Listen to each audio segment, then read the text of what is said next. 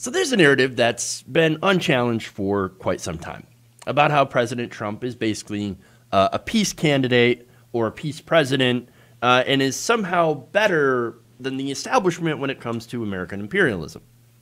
Well, I got news for you. It doesn't actually hold up. Now, look, it's a narrative that doesn't really make a lot of sense when you look at the particulars of this issue. But generally, both people tend to, a lot of people tend to believe it because both parties are actually pretty terrible when it comes to foreign policy issues. I mean, when you look at imperialism, when it comes to Democrats, well, they're guilty of doing some as well. And then, obviously, Trump, as I'm going to explain, also not so great when it comes to that as well. So now, while it's true that America hasn't gotten into any additional wars under the Trump presidency, it's certainly not for lack of trying. There was that almost blow up with Iran, the death of General Soleimani via airstrike. There was also talk about in the invasion of Venezuela in supporting a coup. There was also the support of the coup that happened in Bolivia last year that has just been undone by the elections, the most recent elections, but it ousted Evo Morales. And so you also have the support of Brazil's Jair Bolsonaro.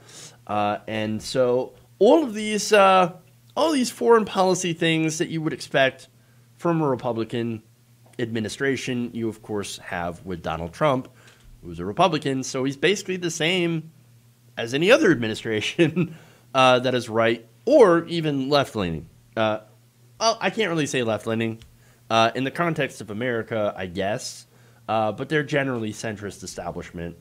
Definitely not leftist leaders here in this country. Even Bernie Sanders is more of a centrist than anything else, especially when it comes to foreign policy. That said, let me give you some more details of how Donald Trump is actually pretty terrible. Like, here's some concrete stuff, some facts, right? So now it appears that Donald Trump is continuing the fine tradition of supplying the world with American weapons. And that is one really big piece of evidence to show that he's not necessarily any sort of change agent when it comes to foreign policy. Now, look, when you look at the numbers, it kind of makes sense to continue. And this is an argument in favor of. It's basically an economic point of fact that the United States relies on exporting weapons to other countries. We now have an economic military-industrial complex that really relies on making and exporting weapons of war. And so that's unfortunately a lot of what our economy relies on now is the exporting of weapons. That's actually our biggest export. It used to be things like goods, steel and what have you, manufacturing goods. It's not anymore. It's basically how many guns and bombs we can sell to other countries with serious human rights problems, including Saudi Arabia, which is a big focal point of this story as well. So now Donald Trump, as I said, he's continuing our fine tradition of being the top weapons exporter in this world.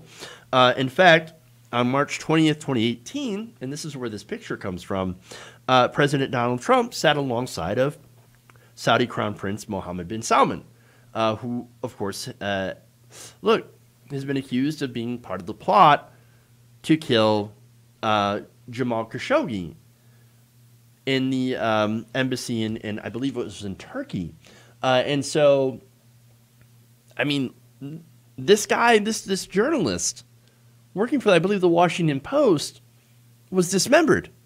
And they tried to carry him out in pieces. I mean, this is something, again, this is somebody who Donald Trump is like, oh, no, these guys are great.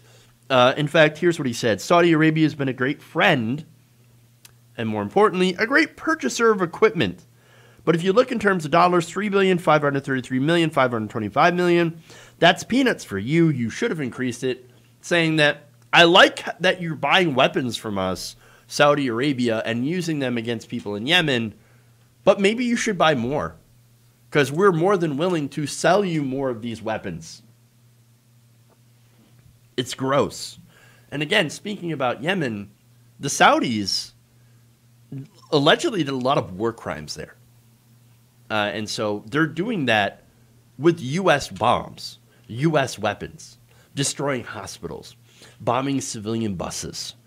It's incredibly gross. And so, unfortunately, as Akbar Shahid Ahmed, writing for HuffPost, points out, Trump has used his job as a commander-in-chief in order to become America's arms dealer-in-chief in a way that hasn't been replicated since Dwight Eisenhower. So it's actually worse than Obama, worse than Bush.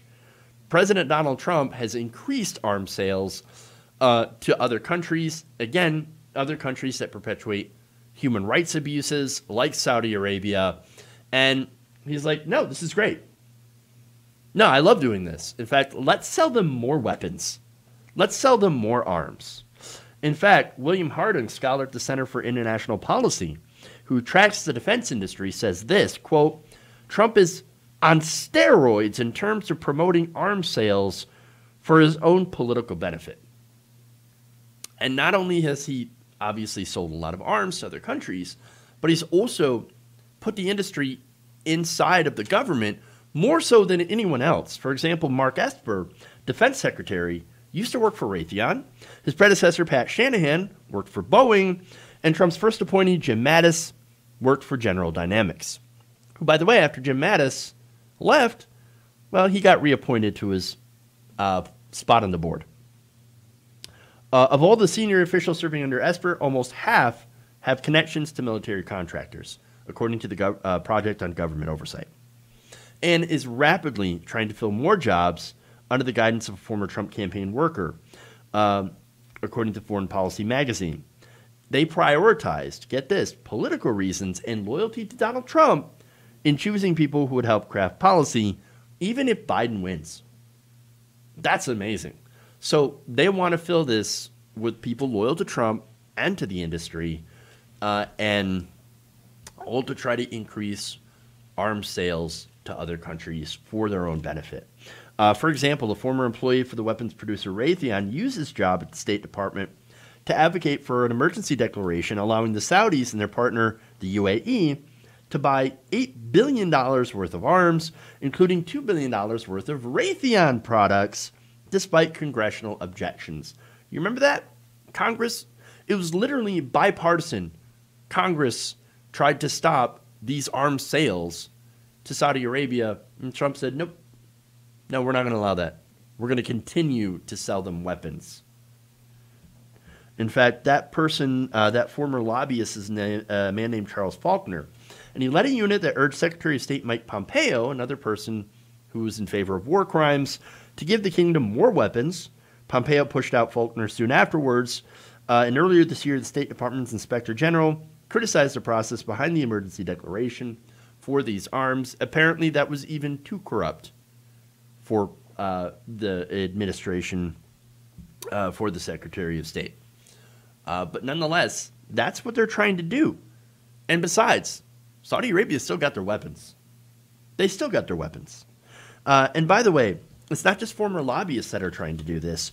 You also had back in 2017, White House economic advisor Peter Navarro, who pressured Republican lawmakers to permit exports to Saudi Arabia, and Jared Kushner, president's son-in-law, personally spoke with Lockheed Martin's chief to iron out a sale to the kingdom, according to a New York Times report. And then, when Congress, by the way, and it continues, far beyond just selling weapons to Saudi Arabia, also the giveaways that we have seen to the defense contractors, not just by the increase of the Pentagon budget, but also even in coronavirus relief. I remember doing this story where Congress gave the Pentagon $1 billion to develop medical supplies as part of the relief package, the CARES Act. That money went to defense contractors for projects like jet engine parts, according to a Washington Post analysis. And the reason for that, of course, is massive corruption. Now, this is a problem, and I'm not going to be like other, commentators, journalists, whatever, that say, oh, this is a problem that exists under Trump and it's only under Trump. and it's Trump's fault. No, that's ridiculous. This is a problem that has existed long before Donald Trump, that will continue after Donald Trump. The problem is, the thing that I'm trying to point out is that Donald Trump has done nothing about this problem and has actually actively made that problem a little bit worse. He not only continued the status quo, but also actually tried to benefit even more from this kind of corruption. And so that's the issue. Donald Trump is no peace candidate. He's not worried about American imperialism. He's not trying to stop arms sales to brutal regimes.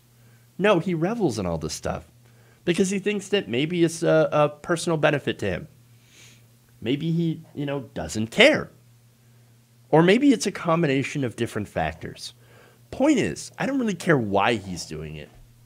Point is that he is selling weapons to other countries and continuing the tradition, unfortunately, that we have of more imperialism, more weapon sales, and more death.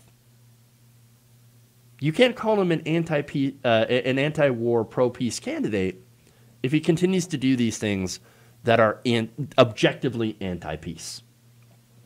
If you enjoyed this video, please give us a like and share with your friends. You can subscribe and help out the channel by becoming a patron. It's patreon.com/Jeff Waldorf, or you can become a channel member as well by hitting the join button below.